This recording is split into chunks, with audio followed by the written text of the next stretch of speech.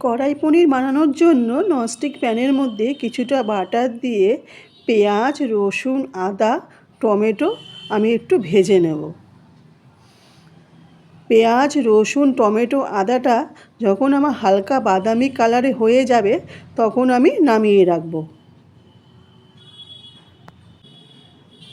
Nonstick প্যানের মধ্যে আবারও কিছুটা বাটার দিয়ে পনিরের কিউবগুলো আমি হালকা ভেজে নেব।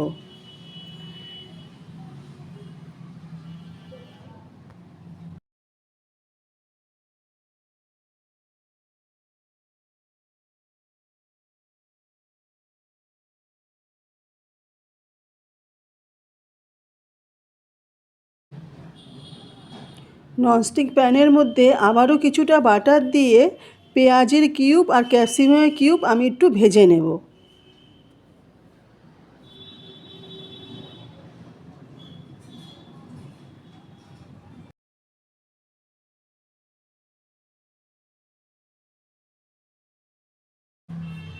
পেঁয়াজ, রসুন, আদা, টমেটো যেটা আমি ভেজে রেখেছিলাম ওইটা মিক্সারের মধ্যে আমি একটু পেস্ট করে নেব। ননস্টিক প্যানের মধ্যে আবারও কিছুটা বাটার দিয়ে আমি মশলাটা দিয়ে কিছুটা হালকা ভাজা ভাজা করে নেব। হালকা ভাজা ভাজা হয়ে গেলে তার মধ্যে নুন, হলুদ,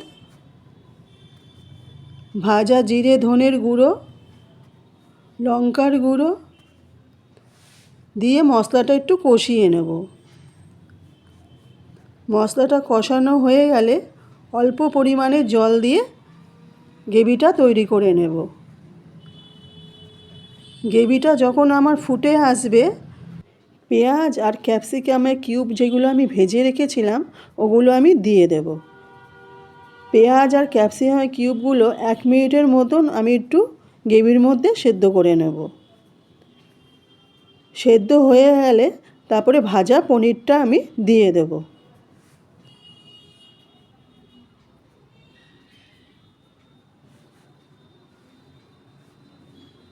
একটু নাড়াচাড়া করে নামানোর আগে আমি একটু ফ্রেশ ক্রিম দেব।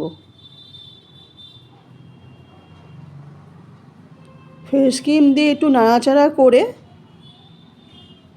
গ্রেভিটা যখন একটু মাখো মাখো হয়ে যাবে তখন আমি নামিয়ে নেব। আমার রেডি হয়ে গেল কড়াই পনির। পুরো রেস্টুরেন্টের মতন খেতে হবে, একবার বানিয়ে দেখতে পারেন।